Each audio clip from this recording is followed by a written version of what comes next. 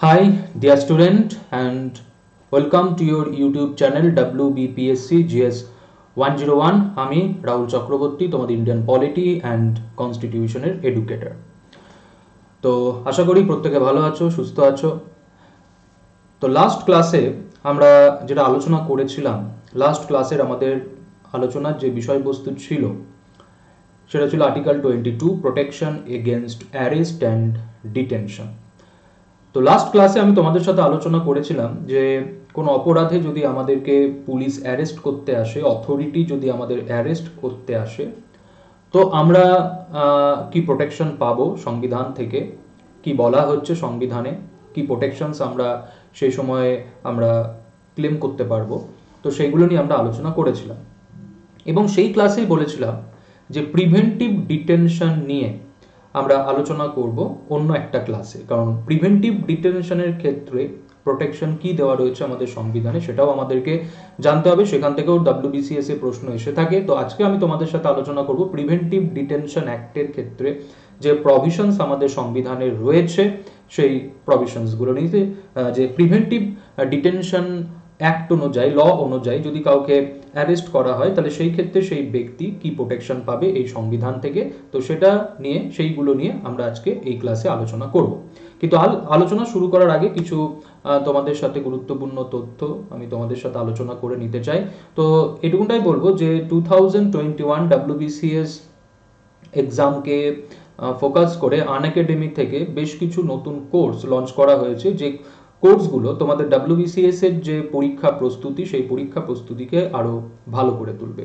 তো এরকমই কিছু ইম্পর্টেন্ট এবং বলতে পারো এই সময়কালে 2021 ডাব্লিউবিসিএস প্রিলিমস এক্সামের জন্য যে কোর্সগুলো তোমাদের যে এক্সাম প্রিপারেশন, সেই এক্সাম প্রিপারেশনে একটা অন্য মাত্রা দেবে।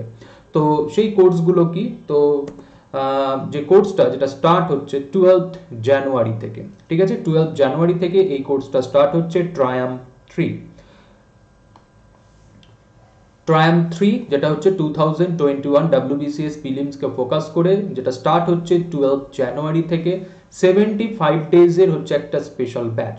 তো এই কোর্সে আনএকাডেমির আমরা যারা এডুকেটর যারা রয়েছি তারা তোমাদেরকে এই কোর্সে 75 ডেজে আমরা ডাব্লিউবিসিএস 2021 এর আমরা তোমাদের ক্লাস নেব, তোমাদেরকে গাইড করব যে ডাব্লিউবিসিএস প্রিলিমসের জন্য তোমাদেরকে কিভাবে তৈরি হতে হবে, এই সময়কালে কোন টপিকগুলো, কোন বিষয়গুলো তোমাদেরকে খুব ভালোভাবে দেখে যেতে হবে। তো একদমই বলতে পারো যে এই যে 75 ডেজের এই যে কোর্সটা, যেখানে তোমাদেরকে একটা আলটিমেটলি একটা গাইডেন্স দেওয়া হবে এই কোর্সের মাধ্যমে, ঠিক আছে। এরকমই আরও বেশ কিছু কোর্স রয়েছে, যেরকম দেখতে পাচ্ছ একটা কারেন্ট অ্যাফেয়ার্সের হচ্ছে একটা কোর্স 2020, ঠিক আছে, গুরুত্বপূর্ণ ঘটনাগুলোর ওপর হচ্ছে একটি কোর্স, ঠিক আছে, যেটা স্টার্ট হচ্ছে 13 জানুয়ারি থেকে। তো যেটা আমাদের ডাব্লিউবিসিএস এর কারেন্ট অ্যাফেয়ার্স যে সেকশনস রয়েছে, সেই সেকশনসকে, সেই সেকশন যে জায়গাটা, সেই জায়গাটা তোমাদেরকে কি করবে, আরো স্ট্রং করবে, আরো ভালো করবে এই কোর্সটা, ঠিক আছে। ফুল রিক্যাপ কারেন্ট অ্যাফেয়ার্স 2020, ওকে। আরও একটি কোর্স যেটা স্টার্ট হচ্ছে 13 জানুয়ারি থেকে, 13 জানুয়ারি থেকে স্টার্ট হচ্ছে, যেটা হচ্ছে কি, যেটাও ডাব্লিউবিসিএস এর ওপর, কিন্তু এই কোর্সের যেটা ফিচার সেটা হচ্ছে এই কোর্সে এডুকেটররা পিওয়াইকিউ এবং এমসিকিউ আলোচনা করবেন, ঠিক আছে। তো আরও বেশি প্র্যাকটিসের জন্য এই কোর্সটা ভেরি হেল্পফুল, যেখানে এডুকেটররা তোমাদের সাথে আলোচনা করবেন previous year questions and MCQ topic wise, ঠিক আছে, যেটা তোমাদেরকে হেল্প করবে এই সময়কালে যেটা সবারই দাবি থাকে যে প্র্যাকটিস করার, প্রচুর পরিমাণে এমসিকিউ সলভ করা। তো এই হচ্ছে কোর্স যেখানে স্পেশালি এডুকেটররা আলোচনা করবেন হচ্ছে প্রিভিয়াস ইয়ার কোশ্চেন্স এবং এমসিকিউ তোমাদের সাথে। আর আরেকটি কোর্স যেটা হচ্ছে আগমন, যেটা ডাব্লিউবিপিএসসি 2022 প্রিলিমসকে ফোকাস করে, ঠিক আছে, আগমন, যেটাও স্টার্ট হচ্ছে 13 জানুয়ারি থেকে। তো এই কোর্সগুলো, যে কোর্সগুলো তোমাদের ডাব্লিউবিসিএস প্রিপারেশনসকে আরো ভালো করবে, আরো মজবুত করবে, এবং এই কোর্সগুলোতে জয়েন করার জন্য এই লিঙ্কগুলোতে গিয়ে তোমরা জয়েন করতে পারবে। প্রত্যেকটা কোর্সের এখানে লিঙ্ক দেওয়া রয়েছে, তো এই লিঙ্কগুলো থেকে গিয়ে তোমরা এই কোর্সগুলোতে জয়েন করতে পারবে। আর বলে রাখি, এই কোর্সগুলোতে জয়েন করার জন্য তোমাদের দুটো কাজ করতে হবে। একটা হচ্ছে আনএকাডেমি লার্নিং অ্যাপ, তোমাদের ডাউনলোড করতে হবে। তো লার্নিং অ্যাপের লিঙ্ক ভিডিও ডেসক্রিপশন বক্সে দেওয়া রয়েছে, সেখান থেকে গিয়ে তোমরা লার্নিং অ্যাপ ডাউনলোড করে আনএকাডেমির এই কোর্সগুলোতে জয়েন করতে পারবে। আর দ্বিতীয়টা হচ্ছে এটাই যে এই কোর্সগুলোতে জয়েন করার জন্য তোমাদের আনএকাডেমি সাবস্ক্রিপশন প্ল্যান তোমাদের নিতে হবে। তো আনএকাডেমি সাবস্ক্রিপশন প্ল্যানের লিঙ্কও এই ভিডিও ডেসক্রিপশন বক্সে দেওয়া রয়েছে, সেখান থেকে গিয়ে তোমরা আনএকাডেমির সাবস্ক্রিপশন প্ল্যান নিয়ে এই কোর্সগুলোতে এনরোল করে জয়েন করে ক্লাস করে তোমাদের যে WBCS এর যে প্রস্তুতি, সেই প্রস্তুতিকে আরো ভালো এবং মজবুত করতে পারবে। ঠিক আছে, তো আনএকাডেমি লার্নিং অ্যাপ ডাউনলোড করো, আনএকাডেমি সাবস্ক্রিপশন নাও, সাবস্ক্রিপশন নিয়ে এই কোর্সগুলোতে জয়েন করে তোমাদের যে পরীক্ষা প্রস্তুতি সেটাকে আরো ভালো এবং মজবুত করো। তো এই কোর্সগুলো WBCS 2021-কে ফোকাস করে টার্গেট করে যে কোর্সগুলো অবশ্যই তোমাদের WBCS 2021 প্রিপারেশনের ক্ষেত্রে একটা আলটিমেট একটা গাইডেন্স যেটা তোমাদের আনএকাডেমি থেকে দেওয়া হচ্ছে। ওকে, তো এই ছিল তোমাদের কে এই সময়কালে আনএকাডেমির যে গুরুত্বপূর্ণ কোর্সগুলো, সেই কোর্সগুলো সম্বন্ধে তোমাদেরকে ইনফর্ম করা। তো যারা আনএকাডেমি সাবস্ক্রাইব স্টুডেন্ট রয়েছে তারা অবশ্যই এই কোর্সগুলোতে এনরোল করে নিও, এবং যারা সাবস্ক্রাইব স্টুডেন্ট নয় তারা ইমিডিয়েটলি সাবস্ক্রিপশনস নিয়ে এই কোর্সগুলোতে জয়েন করো। ওকে, তো চলো আজকে আমরা আমাদের ক্লাসের যেটা আলোচনার বিষয়বস্তু, তো সেটা আলোচনা করা শুরু করি। তো আজকের ক্লাসের আমাদের যেটা বিষয়বস্তু সেটা হচ্ছে প্রিভেন্টিভ ডিটেনশন নিয়ে। ঠিক আছে, আর্টিকেল 22 যেখানে প্রিভেন্টিভ ডিটেনশনের ক্ষেত্রেও আমাদের কি করা হচ্ছে, প্রোটেকশন দেওয়া হচ্ছে। যে প্রিভেন্টিভ ডিটেনশনের ক্ষেত্রে যদি আমাদের প্রিভেন্টিভ ডিটেনশন লয়ে আমাদেরকে অ্যারেস্ট করতে এলে পুলিশ, আমরা কিভাবে নিজেদেরকে প্রোটেক্ট করব, কি প্রোটেকশনস আমরা পাবো ফ্রম প্রিভেন্টিভ ডিটেনশন। তো আগে প্রথমে জানতে হবে যে প্রিভেন্টিভ ডিটেনশনটা কি। ঠিক আছে, প্রিভেন্টিভ ডিটেনশনটা কি। তো আমি তোমাদের সাথে আর্টিকেল 22 যখন আলোচনা করেছি, ঠিক আছে, প্রোটেকশন এগেনস্ট অ্যারেস্ট, সেখানে আমি তোমাদের সাথে আলোচনা করেছিলাম যে অপরাধ দু রকমের হয়, একটা হচ্ছে পাস্ট অফেন্স আর একটা হচ্ছে ফিউচার অফেন্স। পাস্ট অফেন্স মানে কি, যেখানে আমি অপরাধটা কি করে ফেলেছি, আমি অপরাধটা সংগঠিত করেছি, আমি কাউকে মেরেছি, আমি কাউরির বাড়িতে চুরি করেছি, আমি কাউরির বাড়িতে ডাকাতি করেছি। আর আমরা জানি আর্টিকেল 22-তে বলা হচ্ছে যে যখন কাউকে অ্যারেস্ট করা হবে তখন তাকে ইনফর্ম করতে হবে তাকে কি গ্রাউন্ডে অ্যারেস্ট করা হচ্ছে, তাই না? আমরা পড়েছি আর্টিকেল 22 যেখানে বলা হচ্ছে যে যখন কোনো ব্যক্তিকে অ্যারেস্ট করা হবে কোনো একটা অপরাধে, তখন সেই ব্যক্তিকে ইনফর্ম করতে হবে যে তাকে কি গ্রাউন্ডে অ্যারেস্ট করা হচ্ছে। ঠিক আছে, তো সেই ক্ষেত্রে দেখো পাস্ট অফেন্স, ঠিক আছে, যে অপরাধটা আমি করেছি, আমি সংগঠিত করেছি, তাহলে সেই ক্ষেত্রে কি থাকে, এভিডেন্স থাকে, অভিযোগ থাকে, তাহলে সেই অভিযোগের ভিত্তিতে পুলিশ অথরিটি আমাকে কি করছে, অ্যারেস্ট করছে। ঠিক আছে, ফিউচার অফেন্স, ফিউচার অফেন্স কি, ফিউচার অফেন্স মানে হচ্ছে যে অপরাধটা করার জন্য আমি সংগঠিত হচ্ছি, মানে দেখা যাচ্ছে ভবিষ্যতে আমি কাউকে মারবো, ভবিষ্যতে আমি কাউরির বাড়িতে চুরি করব, ভবিষ্যতে আমি কাউরির বাড়িতে ডাকাতি করব, তো তার জন্য দেখা যাচ্ছে আমি কি হচ্ছি, তৈরি হচ্ছি, যে কাউকে মার্ডার করার জন্য, ঠিক আছে, আমি বাড়িতে অস্ত্র মজুত করছি, ঠিক আছে, বা কোনো একটা বলতে পারো নাশকতা কাজ করার জন্য আমি বাড়িতে এক্সপ্লোসিভ মজুত করছি, ঠিক আছে, কাউরির বাড়িতে ডাকাতি করব বলে আমি দেখা যাচ্ছে শ্বাস সরঞ্জাম কি করছি বলো, মজুত করছি ডাকাতি করার জন্য। ওকে, তাহলে এই যে ব্যাপারগুলো যে আমি তৈরি হচ্ছি, ঠিক আছে, আমি তৈরি হচ্ছি ভবিষ্যতে কোনো একটা অপরাধ করার জন্য, অপরাধ সংগঠিত করার জন্য। তাহলে দেখো আমি কিন্তু এখনো অপরাধটা করিনি, আমি কাউকে মারিনি, আমি কাউরি বাড়িতে চুরি করিনি, আমি কোথাও বোম ব্লাস্ট করিনি, কিন্তু আমি ভবিষ্যতে একটা অপরাধ করব বলে আমি তৈরি হচ্ছি, বা যে অপরাধটা ঘটবে ভবিষ্যতে, ঠিক আছে, বা অপরাধ একটা ঘটানোর জন্য কি হচ্ছে বলো, একটা চক্রান্ত হচ্ছে, দেখা যাচ্ছে সেই চক্রান্তে আমি রয়েছি। তাহলে দেখো এখনো কিন্তু সেই অপরাধটা হয়নি, সেই অপরাধটা করার জন্য কি হচ্ছে, চক্রান্ত হচ্ছে, কনস্পিরেসি, কিন্তু সেই কনস্পিরেসির মধ্যে আমি কি রয়েছি। তাহলে এই যে জায়গাটা, যে একজন ব্যক্তি যে ভবিষ্যতে একটা অপরাধ করার জন্য কি হচ্ছে, তৈরি হচ্ছে, বা ভবিষ্যতে যে অপরাধটা ঘটবে, যারা ঘটাবে তাদের সঙ্গে যুক্ত রয়েছে, তাহলে সেই ব্যক্তিকে সেই অপরাধটা করা থেকে আটকানোর জন্য যে আইন, সেটাই হচ্ছে প্রিভেন্টিভ ডিটেনশন অ্যাক্ট।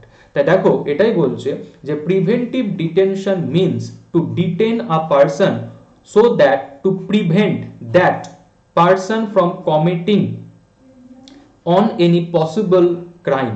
তাহলে একটা ব্যক্তিকে আমরা কি করছি, প্রিভেন্ট করছি, বাধা দিচ্ছি, ঠিক আছে, কোন বিষয় থেকে, যে সেই ব্যক্তি কি করতে পারে, ভবিষ্যতে কোনো একটা অপরাধ করতে পারে, পসিবল ক্রাইম, ভবিষ্যতে কোনো একটা অপরাধ করতে পারে, তো সেই অপরাধটা যাতে সে না করতে পারে সেই কারণে তাকে আমরা কি করছি, প্রিভেন্ট করছি। আর এই প্রিভেন্ট করার জন্য যে আইনটা, সেটাই হচ্ছে প্রিভেন্টিভ ডিটেনশন ল। তাহলে প্রিভেন্টিভ ডিটেনশন ল এর অ্যাপ্লিকেশন যদি আমরা বলি, যে প্রিভেন্টিভ ডিটেনশন ল এর অ্যাপ্লিকেশন হচ্ছে এই জায়গাতেই, যে কোনো একটা ব্যক্তিকে ভবিষ্যতে কোনো একটা অপরাধ থেকে কি বলো, তাকে হচ্ছে আটকানো, যাতে সেই অপরাধটা সংগঠিত না করতে পারে। পসিবল ক্রাইম মানে কি, সেই অপরাধটা করতে পারে। তাই এটাই হচ্ছে প্রিভেন্টিভ ডিটেনশন ল এর উদ্দেশ্য। তাহলে প্রিভেন্টিভ ডিটেনশন ল এর উদ্দেশ্য যদি আমরা বলি, যে এই আইনটা কেন হচ্ছে, কি কারণে হচ্ছে, তো সোজা কথায় প্রিভেন্টিভ ডিটেনশন ল এর উদ্দেশ্য হচ্ছে এটাই, যে কোনো ব্যক্তিকে ভবিষ্যতে কোনো অপরাধ সংগঠিত করা থেকে তাকে হচ্ছে কি বলো, আটকানো, তাকে বাধা দেওয়া, যাতে সে সেই অপরাধটা সংগঠিত না করতে পারে। তাই এই প্রিভেন্টিভ ডিটেনশন অ্যাক্টে যদি কাউকে অ্যারেস্ট করা হয়, কোনো ব্যক্তিকে যদি অ্যারেস্ট করা হয়, তাহলে সেই ব্যক্তি আর্টিকেল 22 তে অর্ডিনারি যে তিনটে প্রোটেকশনের কথা বলা রয়েছে, ঠিক আছে, যে যখন কোনো ব্যক্তিকে অ্যারেস্ট করা হবে তখন তাকে ইনফর্ম করতে হবে তাকে কি গ্রাউন্ডে অ্যারেস্ট করা হচ্ছে, ওকে, তাকে তার লয়ারের সাথে কনসাল্ট করার সুযোগ দিতে হবে এবং সেই ব্যক্তিকে 24 ঘন্টার মধ্যে নিয়ারেস্ট ম্যাজিস্ট্রেট কোর্টে প্রডিউস করতে হবে।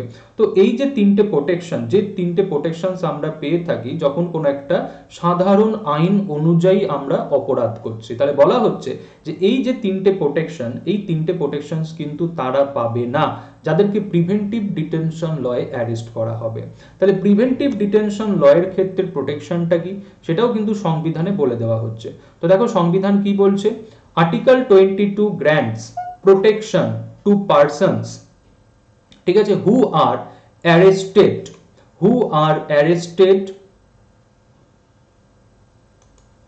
who are arrested or detained under the preventive detention law। তাহলে কি বলছে, article 22 grants protection to persons who are arrested or detained under preventive detention law. This protection is available to both citizen as well as aliens and includes the following। তাহলে article 22 আমাদের কি দিচ্ছে, preventive detention লয়ে যদি আমাদের arrest করা হয়, detain করা হয়, তাহলে সেই ক্ষেত্রেও আমাদের কি করছে, প্রোটেকশন দিচ্ছে, ওকে, এবং এই প্রোটেকশন একজন ভারতীয় যেরকম পাবে একজন বিদেশিও পাবে, ঠিক আছে। তো কি প্রোটেকশন, দেখো নাম্বার 1 বলছে, the detention of a person can not exceed, the detention of a person can not exceed 3 months unless advisory board reports sufficient cause for extend detention, okay, the board is to consist of judges of a high court। তাহলে বলছে যে preventive detention লতে যদি কাউকে arrest করা হয়, কোনো ব্যক্তিকে যদি অ্যারেস্ট করা হয় বা কোনো ব্যক্তিকে যদি আটক করা হয়, তাহলে সেই ক্ষেত্রে সেই ব্যক্তির ইনিশিয়াল যে কাস্টেডি, যেটাকে আমরা বলে থাকি প্রিভেন্টিভ কাস্টেডি, সেটা হয়ে থাকে হচ্ছে 3 মাসের, ঠিক আছে। তাহলে প্রিভেন্টিভ ডিটেনশন অ্যাক্টে যদি কোনো ব্যক্তিকে অ্যারেস্ট করা হয়, তাহলে ইনিশিয়াল যে কাস্টেডি, যে প্রিভেন্টিভ কাস্টেডি, সেটা হয়ে থাকে হচ্ছে 3 months, ঠিক আছে। কিন্তু এই প্রিভেন্টিভ কাস্টাডি 3 মান্থ থেকে কি হতে পারে, এক্সটেন্ড হতে পারে, ঠিক আছে। কিন্তু এটা এক্সটেন্ড হবে যদি অ্যাডভাইজারি বোর্ড কি করে, সেটা রেকমেন্ড করে। অ্যাডভাইজারি বোর্ড যদি রেকমেন্ড করে, তাহলে প্রিভেন্টিভ কাস্টাডি 3 মান্থ পরও কি হতে পারে, এক্সটেন্ড হতে পারে। আর এই অ্যাডভাইজারি বোর্ড কাদেরকে নিয়ে গঠিত হবে, অ্যাডভাইজারি বোর্ড গঠিত হবে বলছে হাইকোর্টের জাজ বা হাইকোর্টের জাজ হওয়ার যোগ্যতা রাখে এরকম ব্যক্তিদের নিয়ে। তাহলে অ্যাডভাইজারি বোর্ড যদি রেকমেন্ড করে, তাহলে প্রিভেন্টিভ কাস্টাডি 3 মান্থ পরও কি হতে পারে, এক্সটেন্ড হতে পারে।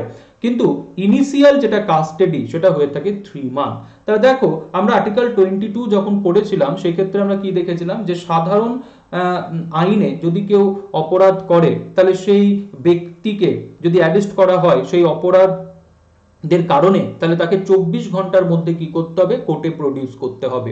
এবং সেখানে বলাই আছে যে পুলিশ উইথাউট কোর্ট পারমিশন কোনো ব্যক্তিকে কি করতে পারে না, 24 ঘন্টার বেশি নিজের কাস্টাডিতে রাখতে পারে না। কিন্তু এখানে দেখো বলছে প্রিভেন্টিভ ডিটেনশন অ্যাক্টে যদি কাউকে অ্যারেস্ট করা হয়, প্রিভেন্টিভ ডিটেনশন অ্যাক্টে যদি কাউকে অ্যারেস্ট করা হয়, তাহলে সেই ব্যক্তির ইনিশিয়াল যে কাস্টাডি, যেটাকে আমরা বলছি প্রিভেন্টিভ কাস্টাডি, সেটা হচ্ছে কি বলো 3 মান্থ। তার মানে কি ওই 3 মাসের মধ্যে অথরিটির এরকম কোনো রেসপন্সিবিলিটি নেই যে তাকে কোর্টে কি বলো প্রডিউস করতেই হবে। তো অথরিটি যেটা পাওয়ার বলতে পারো এই ক্ষেত্রে, যে যে ব্যক্তিকে প্রিভেন্টিভ ডিটেনশন লতে অ্যারেস্ট করা হয়েছে তাকে আমরা কি করতে পারি, ইনিশিয়াল 3 মান্থ আমরা কাস্টাডিতে রাখতেই পারি। হ্যাঁ, এই 3 মান্থ কাস্টাডিও কিন্তু এক্সটেন্ড হতে পারে যদি অ্যাডভাইজারি বোর্ড রেকমেন্ড করে। আর অ্যাডভাইজারি বোর্ড কাদেরকে নিয়ে গঠিত হচ্ছে, বলছে হাইকোর্টের জাজ বা হাইকোর্টের জাজ হওয়ার যোগ্যতা রাখে এরকম ব্যক্তিদেরকে নিয়ে। ওকে, তাহলে প্রিভেন্টিভ কাস্টাডি ইনিশিয়ালি হচ্ছে 3 মান্থ। ওকে, আচ্ছা, তারপরে সেকেন্ড কি বলছে, the ground of detention should be communicated to the detenu, however the fact considered to be against the public interest need not to be disclosed। ঠিক আছে, তো প্রিভেন্টিভ ডিটেনশন অ্যাক্টে যে ব্যক্তিকে অ্যারেস্ট করা হয়েছে, অথরিটি তাকে ইনফর্ম করতে পারে যে তাকে কি কারণে কি সন্দেহে তাকে অ্যারেস্ট করা হয়েছে। কিন্তু অথরিটি যদি মনে করে যে গ্রাউন্ড জানানোটা জনস্বার্থে কি হতে পারে বলো, ক্ষতি হতে পারে, তাহলে সেই ক্ষেত্রে অথরিটি তাকে গ্রাউন্ড নাও জানাতে পারে। ঠিক আছে, তাহলে দেখো বলছে যে অথরিটি, ঠিক আছে, অথরিটি যে ব্যক্তিকে প্রিভেন্টিভ ডিটেনশন লতে অ্যারেস্ট করা হয়েছে, অথরিটি তাকে কমিউনিকেট করতেই পারে যে তাকে কি গ্রাউন্ডে কি সন্দেহে তাকে অ্যারেস্ট করা হয়েছে। কিন্তু অথরিটি যদি মনে করে যে গ্রাউন্ড জানানোটা কি হবে না, জনস্বার্থে ঠিক হবে না, ঠিক আছে, তাহলে সেই ক্ষেত্রে অথরিটি সেই ব্যক্তিকে ডিটেনশনের গ্রাউন্ড নাও জানাতে পারে। ঠিক আছে, আর নাম্বার 3 যেখানে বলা হচ্ছে যে ডিটেনি should be afforded an opportunity to make representation against the detention order। এবং প্রিভেন্টিভ ডিটেনশন লতে যাকে অ্যারেস্ট করা হচ্ছে সেও কি পাবে, লিগ্যাল অ্যাসিস্ট্যান্ট পাবে, সেও তার লয়ারের সাথে কনসাল্ট করতে পারবে। তাহলে প্রিভেন্টিভ ডিটেনশন লতে যদি কাউকে অ্যারেস্ট করা হয়, তাহলে দেখো কি বলা হচ্ছে যে ইনিশিয়াল যে কাস্টাডি সেটা 3 মান্থ। ওকে, যে ব্যক্তিকে অ্যারেস্ট করা হয়েছে তাকে গ্রাউন্ড ইনফর্ম করা যেতেও পারে, আবার নাও যেতে পারে, এবং সেই ব্যক্তি তার লয়ারের সাথে কি করতে পারবে, কনসাল্ট করতে পারবে। এবার যদি আমরা কম্পেয়ার করি যে আর্টিকেল 22 যেখানে বলা হচ্ছে যে একজন ব্যক্তি যদি সাধারণ কোনো আইনে যদি অপরাধ করে, তাহলে সেই ব্যক্তি কি প্রোটেকশন পাবে, তাকে গ্রাউন্ড ইনফর্ম করতেই হবে। এরকম নয় যে ইনফর্ম করা যেতেও পারে নাও যেতে পারে, তাকে ইনফর্ম করতেই হবে এবং তাকে 24 ঘন্টার মধ্যে কোর্টে প্রডিউস করতেই হবে। অথরিটি উইথাউট কোর্ট পারমিশন কোনো ব্যক্তিকে কি করতে পারে না, 24 ঘন্টার বেশি নিজের কাস্টাডিতে রাখতে পারে না। আর প্রিভেন্টিভ ডিটেনশন যখন আমরা আসছি, সেখানে আমরা কি দেখছি যে অথরিটি যখন কাউকে অ্যারেস্ট করছে প্রিভেন্টিভ ডিটেনশন লতে, ইনিশিয়াল কাস্টাডি হচ্ছে 3 মান্থ, এবং যে ব্যক্তিকে অ্যারেস্ট করা হয়েছে, ডিটেন করা হয়েছে, অথরিটি তাকে ডিটেনশনের গ্রাউন্ড জানাতেও পারে, আবার নাও জানাতে পারে, বাধ্য নয় যে তাকে জানাতেই হবে। ওকে, এবং এই প্রোটেকশনস বলছে যে ভারতীয়রাও পাবে এবং একজন ফরেনার যদি তাকে প্রিভেন্টিভ ডিটেনশন অ্যাক্টে অ্যারেস্ট করা হয় সেও পাবে। ঠিক আছে, এবার আমরা চলে আসবো আর একটা ইনফরমেশন, সেই ইনফরমেশনটা হচ্ছে 44th অ্যামেন্ডমেন্ট অ্যাক্ট। তো 44th অ্যামেন্ডমেন্ট অ্যাক্ট 1978 যেখানে দেখো বলা হচ্ছে has reduced the period of detention without obtaining the opinion of an advisory board from 3 to 2 month. ঠিক আছে, 3 to 2 মান্থ। তো এই যে বলছিলাম যে ইনিশিয়াল যে কাস্টাডি সেটা কি ছিল, 3 মান্থ। এটাকে 44th অ্যামেন্ডমেন্ট অ্যাক্টে এটাকে রিডিউস করা হলো 2 মান্থ। কিন্তু দেখো বলছে however this provision has not yet been brought into force, hence the original period of 3 month still continue। তো 44th অ্যামেন্ডমেন্ট অ্যাক্টে বলা হলো যে এই যে প্রিভেন্টিভ ডিটেনশন লতে যখন কাউকে অ্যারেস্ট করা হচ্ছে, ডিটেন করা হচ্ছে, ইনিশিয়াল কাস্টাডি 3 মান্থ, এই 3 মান্থটাকে রিডিউস করে 44th অ্যামেন্ডমেন্ট অ্যাক্টে করা হলো 2 মান্থ। কিন্তু এই যে প্রভিশনসটা টিল নাও কি হয়নি, কার্যকর হয়নি। তাই অরিজিনাল যেটা রয়েছে 3 মান্থ সেটাই কিন্তু কন্টিনিউ হচ্ছে। তার মানে কি প্রিভেন্টিভ ডিটেনশন অ্যাক্টে যদি কাউকে অ্যারেস্ট করা হয়, তাহলে ইনিশিয়াল যে কাস্টাডি সেটা কিন্তু 3 মান্থই হবে। কারণ কি 44th অ্যামেন্ডমেন্ট অ্যাক্টের যে প্রভিশনস, সেই প্রভিশনসটা কিন্তু কি হয়নি, কার্যকর হয়নি। যেখানে বলা হচ্ছে যে প্রিভেন্টিভ যে কাস্টাডি সেটা 3 মান্থ নয়, সেটা হচ্ছে 2 মান্থ। কিন্তু এই যে 2 মান্থের যে প্রভিশনস 44th অ্যামেন্ডমেন্ট অ্যাক্টে, এটা কিন্তু কি হয়নি, কার্যকর হয়নি। ওকে, নেক্সট এবার চলে আসি আরো কিছু গুরুত্বপূর্ণ ইনফরমেশন। দেখো বলা হচ্ছে constitution has divided the legislative power with regard to the preventive detention between the parliament and the state legislature. তাহলে প্রিভেন্টিভ ডিটেনশন ল পার্লামেন্টও করতে পারবে এবং স্টেটও করতে পারবে, এবং এই যে প্রিভেন্টিভ ডিটেনশন ল পার্লামেন্টও করতে পারবে স্টেটও করতে পারবে, এটা সংবিধান থেকেই কি করা হয়েছে, ভাগ করে দেওয়া হয়েছে। ওকে, Parliament has exclusive authority to make a law of preventive detention for reason connected with defense, foreign affairs and the security of India. তা দেখো বলছে parliament, defence, foreign affairs and the security of India, এই তিনটে বিষয়ের ওপর parliament কি করতে পারবে, প্রিভেন্টিভ ডিটেনশন ল করতে পারবে। Defence, foreign affairs and the security of India, এই তিনটে বিষয়ের ওপর পার্লামেন্ট কি করতে পারবে, প্রিভেন্টিভ ডিটেনশন ল করতে পারবে। ঠিক আছে, both the parliament as well as state legislature can concurrently make a law of preventive detention for reason connected with the security of a state, the maintenance of public order and the maintenance of supplies and service essential to the community. ঠিক আছে, parliament এবং state উভয়ই কি করতে পারবে, preventive detention ল কিছু বিষয়ের উপর করতে পারবে, মানে কি কনকারেন্ট পাওয়ার। তাহলে এই যে বিষয়গুলো, যে পার্লামেন্ট এবং স্টেট কনকারেন্টলি কি করতে পারবে, প্রিভেন্টিভ ডিটেনশন ল করতে পারবে কিছু সাবজেক্টের উপর, যেখানে কি বলছে, সিকিউরিটি অফ আ স্টেট, একটা রাজ্যের নিরাপত্তা, মেইনটেনেন্স অফ পাবলিক অর্ডার, আর কি বলছে, maintenance of supplies and service essential to the community. তাহলে এই বিষয়গুলোর উপর প্রিভেন্টিভ ডিটেনশন ল পার্লামেন্টও করতে পারবে এবং স্টেটও করতে পারবে, কনকারেন্ট পাওয়ার। এই যে বিষয়গুলো, এই বিষয়গুলোর উল্লেখ রয়েছে কনকারেন্ট লিস্টে। ঠিক আছে, আর আমরা জানি যে কনকারেন্ট লিস্টে পার্লামেন্ট এবং স্টেট দুজনেই কি করতে পারে, ইন্টারফেয়ার করতে পারে, দুজনেই আইন কানুন করতে পারে। আর এই যে ম্যাটারগুলো, defence, foreign affairs, security of India, এইগুলো উল্লেখ রয়েছে ইউনিয়ন লিস্টে। তাই এই বিষয়ে প্রিভেন্টিভ ডিটেনশন ল একমাত্র শুধুমাত্র করতে পারবে পার্লামেন্ট। আর এই বিষয়গুলোর উল্লেখ রয়েছে কোথায়, কনকারেন্ট লিস্টে। তাই এই বিষয়গুলোর উপর প্রিভেন্টিভ ডিটেনশন ল পার্লামেন্টও করতে পারবে এবং স্টেটও করতে পারবে। তাই অবশ্যই আমরা বলবো যে প্রিভেন্টিভ ডিটেনশন ল পার্লামেন্টও করতে পারে, স্টেটও করতে পারে, এবং পার্লামেন্ট এক্সক্লুসিভলি করতে পারবে যে বিষয়গুলোর উপর, সেটা হচ্ছে defence, foreign affair, security of India. আর পার্লামেন্ট এবং স্টেট উভয় পারবে কোন বিষয়ের উপর, security of a state, public order আর maintenance of supplies and essential service essential to the community. Okay, আচ্ছা, এবার কয়েকটা এক্সাম্পল দেখে নাও প্রিভেন্টিভ ডিটেনশন লয়ের, যে আইনগুলো পার্লামেন্ট করেছে বিভিন্ন সময়। তো প্রথমটাই দেখো, preventive detention act 1950, first preventive detention law after independence.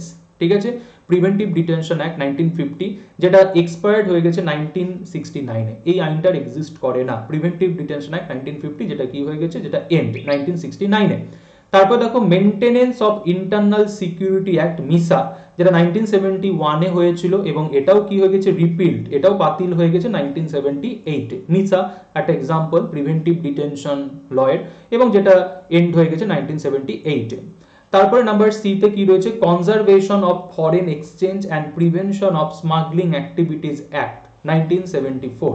তো 1974-এ কি হচ্ছে, কফে পোসা, শর্ট ফর্মে যদি আমরা বলি, conservation of foreign exchange and prevention of smuggling activities act 1974, এবং এটা এখনো কার্যকর আছে।